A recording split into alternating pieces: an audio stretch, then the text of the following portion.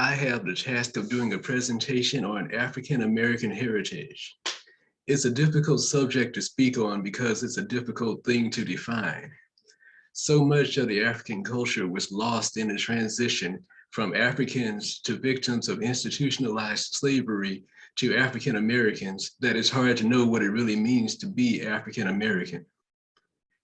Even more concerning might be how many people think they know what an African American is just based on the images presented to us in the media, and confirmation bias while observing the actions of African American people who may have been broken by the environment they live in. Considering those challenges, I've chosen to speak on attributes I believe are characteristic of the African American people, whether they were carried over from the ancestors or mechanisms put in place to survive in our current environment. When speaking of Black heritage, some people like to mention names like Martin Luther King. I think the characteristics of people are what define their heritage, more so than the names people remember, so I'm not going to focus on specific people. One of those characteristics is that of overcoming. I'm talking about African Americans having a heritage of survival, because the Middle Passage should have killed us. Slavery should have killed us. Being deprived of our own culture, police brutality, AIDS, and crack cocaine all should have killed us, but somehow we're still here. And we'll still be here when all of those attacks no longer exist. A large part of the African American experience seems to be succeeding in spite of relentless obstacles to success. Another of those characteristics is influence, whether it be through the pioneers of jazz and rock music leading to the musical styles we have today, the influences on language and styles of dress, or even the influence we have on entertainment and politics. We have left our mark on society. The civil rights movement of the 60s, the Black Power movement of the 70s, and the Black Lives Matter movement of today weren't just for ourselves. We showed the world how we protest injustice, and the world joined in. Our culture has become incarnate with the culture that tried to destroy it. So I would say part of our heritage is definitely our ability to influence society in a positive way. Another characteristic of African Americans is being misrepresented. It seems like every time a Black person becomes a victim of injustice, the next thing you hear is the phrase Black on Black crime. I wouldn't say there is no Black on Black crime. I just wonder why nobody ever mentions white on white crime, Chinese on Chinese crime, woman on woman crime, or any other variation. It's almost as if the only reason the phrase exists is to characterize a group as violent and self-destructive, so every time those people get victimized, we can just blame the victims. And to a Black person who actually is a victim of another Black person, I can see how the emotion would make them want to focus on what happened to them specifically, rather than focusing on everything else going on. But one might wonder, if your response to a person being killed by a white man is to pray that Black people stop killing each other, does that make any sense? Maybe the goal of the phrase Black on Black crime is to de-emphasize any interracial violence and overemphasize Black people being violent, because it's easier to be comfortable with people being killed if you can get convinced they deserve it. While I don't know if victim mentality is a good thing, I think succumbing to gaslighting is worse. When people misrepresent us as people who destroy ourselves and are never actual victims, I don't think we should reinforce that propaganda. Being misrepresented may be a characteristic of African Americans, but I think it's one we need to address rather than embrace. In my academic days, I've observed Black people talking about the challenges of succeeding in life while trying to recover from the lasting effects of American slavery and the institutional racism that remained afterward. One of the rebuttals I've heard a few too many times is, my family came over here as immigrants with nothing, and they built everything they had from the ground up and passed it on to future generations. And you shouldn't complain just because your family didn't. I didn't generally respond to comments like that because I felt like I'd be arguing with somebody who has no intention of coming to a reasonable conclusion. But I do wonder if they realize they're saying their family came here willingly instead of being taken from an environment in which they were already doing well. I wonder if they realize they're saying their family had an opportunity to own land and work the land as opposed to being owned by somebody else and working somebody else's land. And that they're saying their family got to keep what they earned and pass it on to their descendants as opposed to having everything they worked for go to some slave owner. It's almost as if all of their statements about producing generational wealth inadvertently support the claims that slavery from the past affects people in the present. I guess they're also oblivious to examples like Seneca Village and Black Wall Street, in which Black people actually did build things up for themselves.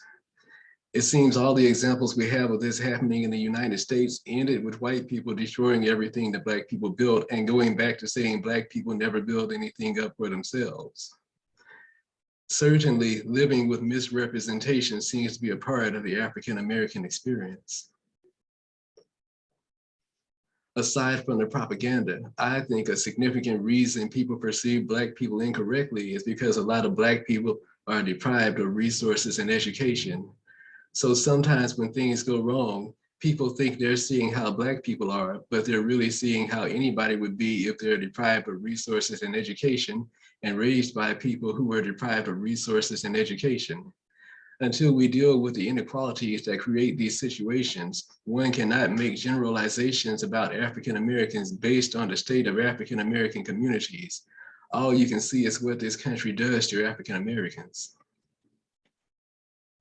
But all of these things are just observations of the current and past situations. Maybe the most interesting part is the future, because with so much of the African identity lost, much of African American heritage remains undefined. That leaves us with an opportunity to create our own heritage for future generations. That's why I named this presentation The New African American. It's up to us to determine who and what we are. But that's not so simple because even African Americans can't agree on what African Americans are. Some people seem to think there should be no distinction between African American and American. But ignoring race and ethnicity might not work so well unless everybody's doing it. People can't fix problems they can't see. As long as race issues exist in America, you will remain unable to resolve the issues if you choose not to see race. Even more concerning than people who want to ignore race are African American people who refer to themselves using the N-word or otherwise embrace the toxic lifestyle some of us have been taught is a natural part of our culture.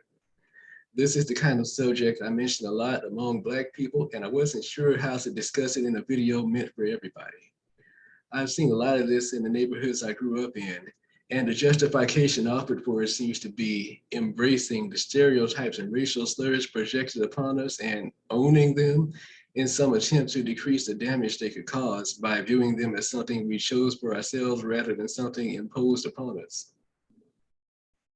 Maybe there is some value in African Americans trying to fully assimilate into American culture with no identity of their own.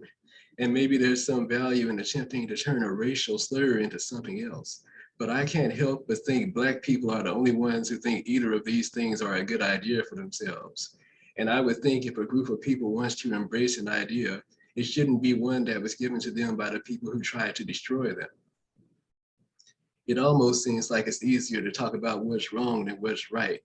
But there are some things about African American heritage I'm sure are right. Hundreds of years ago, when I was young, back when if you watched a movie, you had to rewind the movie before you could watch it again. Back when I had to walk through 5 feet of snow to go to school, and if the school was closed, I had to walk through 5 more feet of snow to get home. But it was okay because school was never closed. Back then, the older Black people would tell the younger ones they would have to work 3 times as hard as a white person to get the same result. In more recent times, I've observed Black business owners suggesting people should patronize their businesses just for the sake of supporting Black businesses. It seems strange to me that we went from saying being Black means you have to work harder than everybody else to saying being Black means all you have to do is show up. I do think supporting Black business is a good thing, even when there's some lower cost alternative, because that's the only way they'll reach the scale to be competitive with those lower cost alternatives. I also believe part of the African American heritage that has to remain is that work ethic, that belief that you're going to have to work harder than other people to get the same result. That's just what happens when you have an unlevel playing field. Part of our heritage is hard work. I believe African Americans and everybody else depend on the African American tradition of speaking up against injustice. I can think of several white people who are victims of the kind of injustice that usually gets associated with Black people, and the only reason I even heard about them is Black Lives Matter. The civil rights movement was for everybody. If there's one thing I hope African Americans never forget, it's that we have to be here for everybody. I probably should have ended this presentation here, but I have a couple more things to say. I think along with hard work and continuing to speak up, Black people in the future need to stop placing all of our hope in people who don't particularly care about us. At the time this presentation was being recorded, Joe Biden was the president. A lot of African Americans seemed to think their only option was to vote for him because they were afraid of Donald Trump. But looking at how Joe Biden handled the deportation of Haitian immigrants and listening to his opinion of the Kyle Rittenhouse trial, it almost seems like the times in which Biden addressed situations specific to Black people, he made the same decisions Trump would have made. We should not be afraid to vote for a third or fourth option if we know the first two are no good. Voting out of fear and trying to cut our losses is how we end up with two options that are both non-ideal. One thing I wish all Americans would stop doing is letting people convince them that things are as good as they can get, and we need to just pick which bad situation we want to live with. We would never have escaped slavery thinking like that. It seems like unity used to be a much higher priority in African American communities. Maybe some people feel like there isn't enough to go around, so cooperation and sharing are bad things. Maybe the way our society distributes resources between men and women creates some kind of rift. Maybe the desire for money makes people lose their minds sometimes. And maybe these things aren't just about Black people. Maybe it isn't even a proper way to end this presentation, but it was on my mind. You know our African ancestors would settle for nothing less than excellence from us.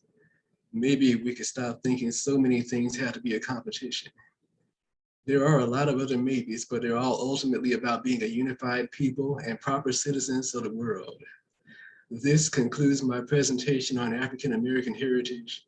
Thank you.